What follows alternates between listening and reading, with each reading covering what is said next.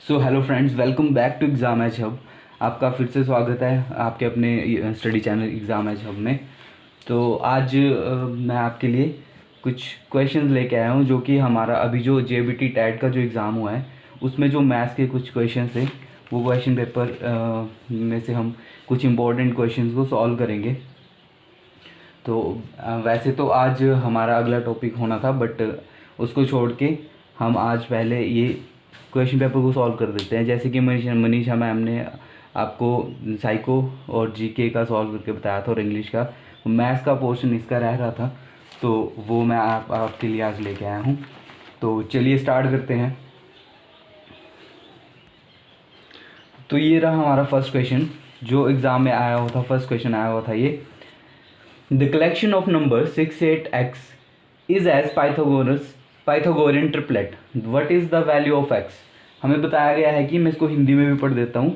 6, 8 और x संख्याओं का समूह पाइथागोरस त्रिक है। त्रिक मतलब ट्रिपलेट है। तब x का मान क्या होगा। तो ये हमारे पास एक ट्रिपलेट दिया गया है, पाइथागोरस ट्रिपलेट है।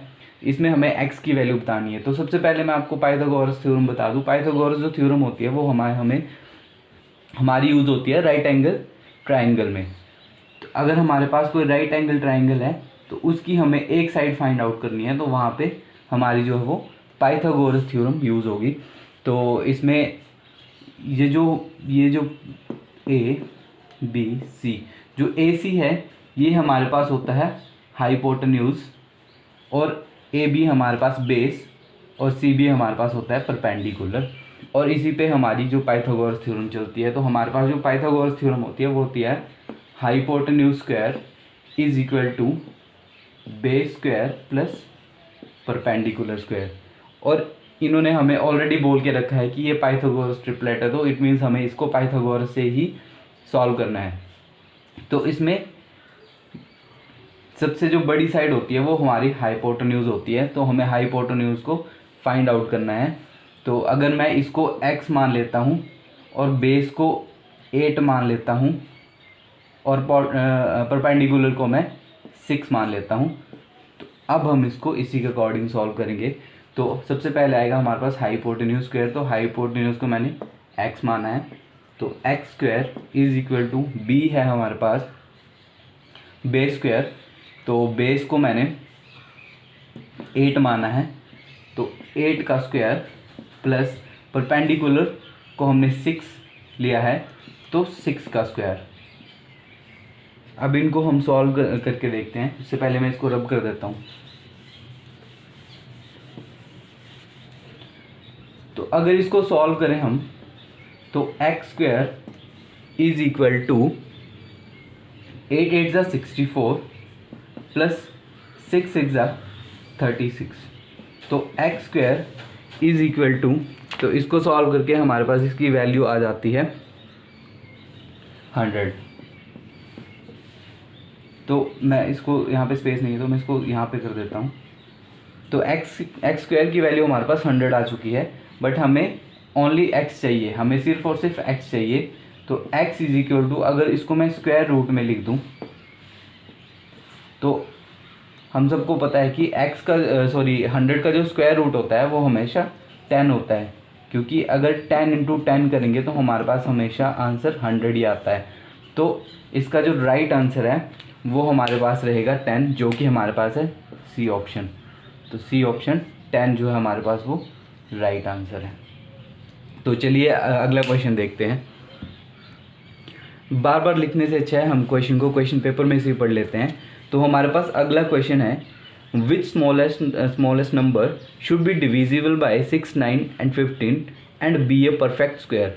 हमें एक ऐसा नंबर बताना है, हिंदी में पढ़ लेते हैं इसको। सबसे छोटी वर्ग संख्या क्या होगी जो प्रत्येक संख्या 6, 9 और 15 को से विभाजित हो जाए। इसमें क्वेश्चन में हमें बोला गया है कि हमें एक कोई ऐसा नंबर बताना है जो कि एक परफेक्ट स्क्वायर भी हो और वो 6, 9 और 15 को पूरी तरह से डिवाइड कर दे या इससे पूरी तरह से डिविजिबल हो। तो बहुत ही सिंपल है। इसमें हमें बोला है कि एक कोई ऐसा नंबर जो 6, 9 और 15 से कम्प्लीटली डिविजिबल हो और एक परफेक्ट स्क्वायर भी हो। तो मैंने आपको बताया था और इन्होंने स्मॉलेस्ट नंबर बताया है, पूछा है, तो स्मॉलेस्ट मीन्स कि लीस्ट, और लीस्ट का मतलब आपको मैंने बताया था कि अगर हमें लीस्ट निकालना है तो हमें एलसीएम की तरफ जाना पड़ेगा। तो एलसीएम इसका हम एलसीएम निकाल लेते हैं। अगर मैं इसको 3 से कर दूं, 3 से, तो 3 2 ज़ा 6, 3 3 ज़ा 9 और 3 5 ज़ा 15। तो इसका हमारे पास एलसीएम आ चुका है 3 मल्टीप्लाई बाय 2 मल्टीप्लाई बाय 3 और ये मल्टीप्लाई बाय 5।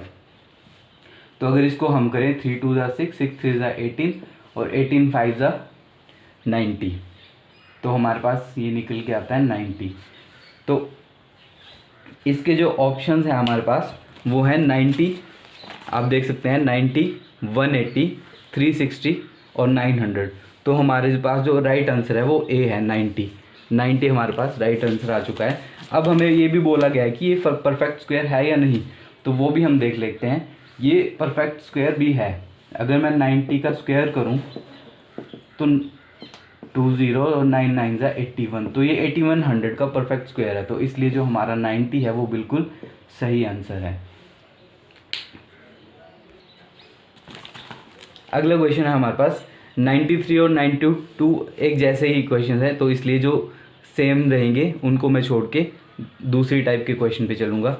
तो 94 पे चलते हैं।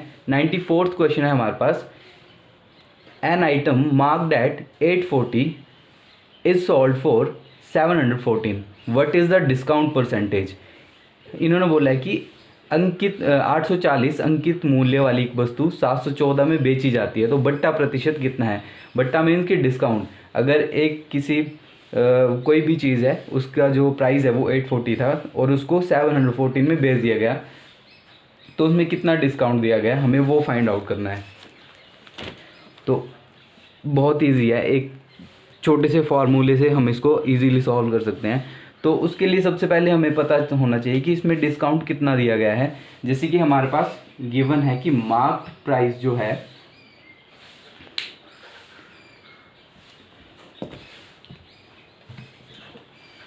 हमारे पास गिवन है कि जो इसका जो मार्क प्राइस है,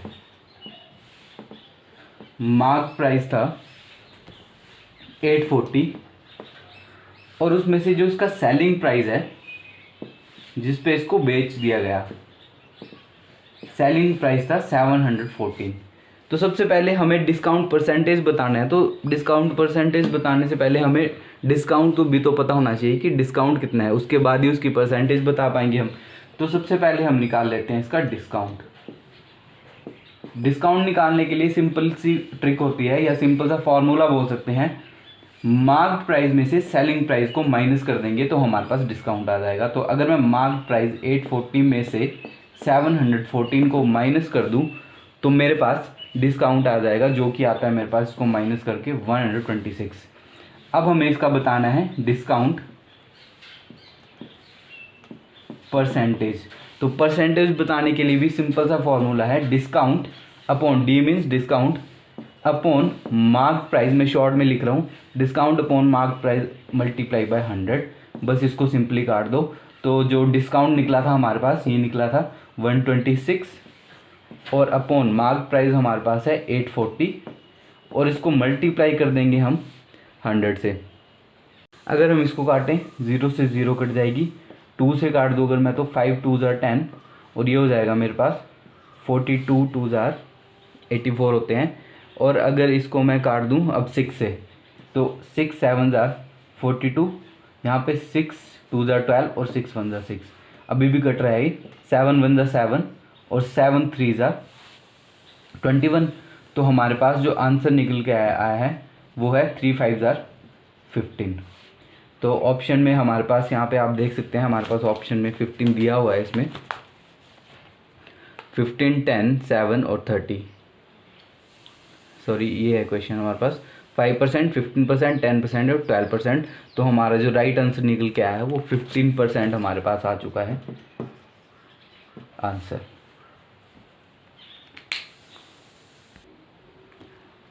तो आइए अब अगला क्वेश्चन देखते हैं जो कि है हमारे पास, what will be the height of a cylinder whose radius is 7 centimetre and total surface area is 968 centimetre square.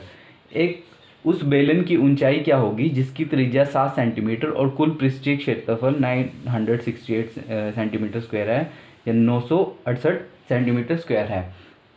तो हमें एक ऐसे सिलेंडर की या बेलन की ऊंचाई और ऊंचाई बतानी है जिसका हमें टोटल सरफेस एरिया या कुल पृष्ठीय क्षेत्रफल 968 सेंटीमीटर स्क्वायर गिवन है। तो चलिए इसको करके देखते हैं। तो सबसे पहले जो हमारे पास गिवन है वो चीज़ें हम यहाँ पे लिख लेते हैं जो हमारे पास गिवन है। सबसे पहले हमारे पास इसकी रेडियस गिवन है जो कि है 7 सेंटीमीटर, और उसके बाद इसका टोटल सरफेस एरिया या कुल पृष्ठीय क्षेत्रफल, तो मैं शॉर्ट में ही लिख दूंगा टोटल सरफेस एरिया और हिंदी में कुल पृष्ठीय क्षेत्रफल is equal to 968 centimetre square. ये हमारे पास गिवन है, दी हुई चीज़ें हैं और हमें फाइंड आउट करना है इसकी हाइट हमें इसकी फाइंड आउट करनी है। तो सिंपली इसके लिए हमें सिलेंडर का जो टोटल सरफेस एरिया का जो फॉर्मूला है वो पता होना चाहिए। अगर हमें वो पता है तो हम इजीली इसकी हाइट को फाइंड आउट कर सकते हैं। तो सबसे पहले मैं आपको total surface area of cylinder बता देता हूँ। Total surface area of cylinder, ये फॉर्मूला काम का है, आप इसको नोट कर लें। तो ये हमारे पास इसका फॉर्मूला होता है 2πr इंटू r+h। तो अब हमें इस फॉर्मूले को अप्लाई करके इसकी हाइट को फाइंड आउट करना है। तो जो हमारे पास ये total surface area of cylinder है ये हमारे पास गिवन है, ऑलरेडी हमें बोला हुआ है कि 968 सेंटीमीटर स्क्वायर है। तो अगर मैं इसको 2πr इंटू r+h को इसके साथ इक्वेट कर दूं तो कोई प्रॉब्लम नहीं है, क्योंकि हमें ऑलरेडी बोला हुआ है कि ये जो है already total surface area 968 centimetre square हमारे पास ऑलरेडी है। तो मैंने इसको इसके साथ इक्वेट कर दिया, ये क्योंकि हमें इसके इक्वल दिया हुआ है। ये इसमें हमारे पास रेडियस 7 सेंटीमीटर है, तो इसको पुट कर देते हैं 2 मल्टीप्लाई बाय, आप सबको पता होगा जो पाई की वैल्यू होती है वो हमारे पास 22/7 होती है, मल्टीप्लाई बाय रेडियस हमारे पास गिवन है 7 इंटू रेडियस गिवन है 7 प्लस h हमें फाइंड आउट करना है। तो ये हमारे पास होता है 968 के इक्वल हमें ऑलरेडी ये गिवन है। तो अब अगर मैं इसको सॉल्व करूं तो यहाँ से हमारे पास 7 से 7 कैंसिल हो रहा है, तो 7 से मैं 7 को काट दूंगा। तो जो हमारे पास रिमेनिंग है उसको सॉल्व करते हैं। यहाँ पे हमारे पास बच रहा है 2 इंटू 22 7 से 7 तो कैंसिल हो चुका है। अब हमारे पास ये बचा है into 7 plus h is equal to ये 968 के इक्वल है। तो अब इसको सॉल्व करके देखते हैं। अगर हम इसको सॉल्व करें तो 22 2 होता है हमारे पास 44 into 7 plus h is equal to ये हमारे पास 968 के इक्वल है। और अगर इसको मैं सॉल्व करूं तो 7 प्लस h को मैं यहीं पे रहने दूं और 968 और अपॉन, क्योंकि ये 44 यहाँ पे इसके साथ मल्टीप्लाई में है, ब्रैकेट का मतलब भी मल्टीप्लाई होता है, तो मल्टीप्लाई में है तो 44 को मैं इजीली यहाँ लेके जा सकता हूँ। तो यहाँ पे अगर मैं इसको काट दूँ तो ये मेरे पास कट जाएगा, ये कट जाएगा हमारे पास 22 से। अगर इसको काट दूँ मैं तो 22 2 ज़ा 44 और यहाँ पे मैं काट दूँ तो 22 4 ज़ा ये हो जाएंगे मेरे पास 88 और यहाँ से 96 था, 88 यहाँ से कट गया, यहाँ पे फिर से 8 बच गया, यहाँ से फिर से 88 हो गया। तो 44 2 ज़ा 28।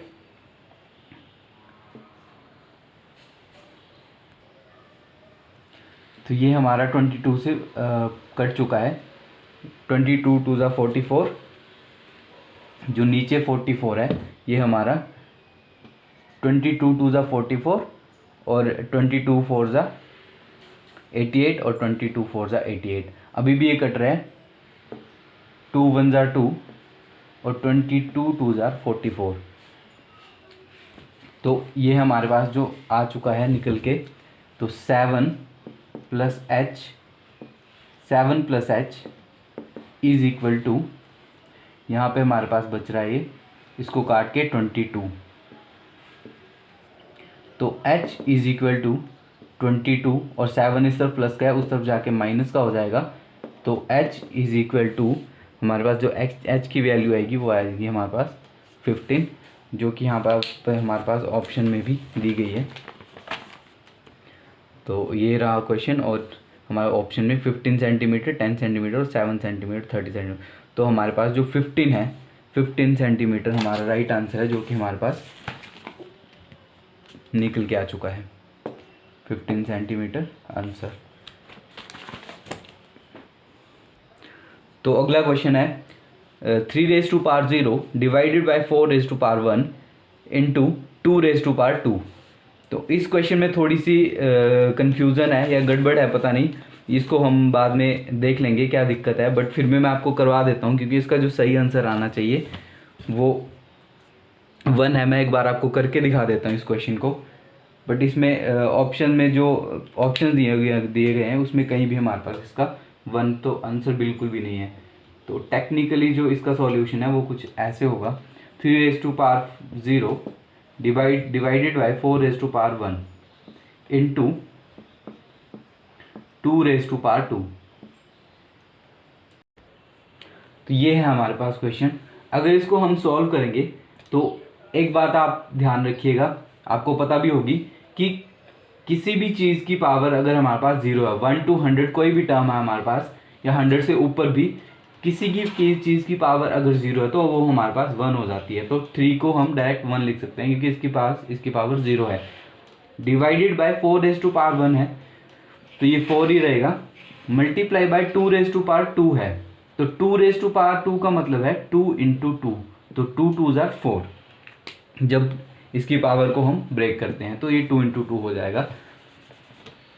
तो अगर मैं इसको सॉल्व करता हूँ तो 1, और यहाँ पे मेरे पास 4 है। तो मैंने आपको बताया था कि कोई भी टर्म जब भी उसको हम चेंज करेंगे, जैसे अभी डिवाइड में है तो इसको हमें इजी बनाने के लिए, सॉल्व करने के लिए इसको चेंज करना पड़ेगा, इसको मल्टीप्लाई में लेके जाना पड़ेगा। तो यहाँ पे डिवाइड की जगह साइन हो जाएगा मल्टीप्लाई का, और यहाँ पे 4 है तो ये उल्टा होके 1/4 हो जाएगा। मैंने आपको बताया था पहले भी कि जब भी हम सॉल्व करते हैं तो साइन के साथ टर्म भी उल्टी हो जाती है। तो यहाँ पे अभी 4 था, इट मीन्स 4/1 है, 4 के नीचे कुछ भी नहीं है, मतलब 4/1 है। तो ये उल्टा होके वहाँ पे हमारे पास 1/4 हो चुका है। मल्टीप्लाई बाय, इसको मैं डायरेक्ट 2 2 ज़ार 4 लिख सकता हूँ। तो अब इसको अगर सॉल्व करें तो ये 1 से अगर हम इसको मल्टीप्लाई करें तो 1 1 ज़ा 1, या फिर 1/4 1 ज़ा 1/4 ही रहेगा हमारे पास, और मल्टीप्लाई बाय वो 4, और जब हम इसको काटते हैं तो हमारे पास बचता है से 1। बट इसमें क्वेश्चन में कंफ्यूजन है कि यहाँ पे कहीं पे भी 1 ऑप्शन में कहीं पे भी नहीं है। आप देख सकते हैं कि यहाँ पे जो ऑप्शन गिवन है उसमें 1 कहीं पर भी नहीं है। तो इस क्वेश्चन में कुछ गड़बड़ है, बट फिर भी इसको करने का तरीका ही है, मैंने आपको बता दिया। अगर फिर भी कुछ इसमें दिक्कत है तो हम इसको देखेंगे और बाद में हम आपको बता भी देंगे कि क्या प्रॉब्लम है। तो थैंक यू वेरी मच। ये थे हमारे JBT टैट के आज के कुछ क्वेश्चन जो हमने डिस्कस किए हैं। तो आपको इसके कुछ और क्वेश्चंस कल के पार्ट 2 में मिल जाएंगे। क्वेश्चन थोड़े ज़्यादा थे इसलिए एक वीडियो में कवर नहीं हो पाए, तो इसलिए हम इसको 2 पार्ट्स में कर रहे हैं। तो जो आज डिस्कस किए हैं उसके अलावा बाकी के क्वेश्चन आपको कल के पार्ट में मिल जाएंगे। तो तब तक हमारी वीडियोस को ऐसे ही देखते रहें, हमारे चैनल को सब्सक्राइब करें, वीडियो को लाइक और शेयर करना भी ना भूलें। Thank you very much.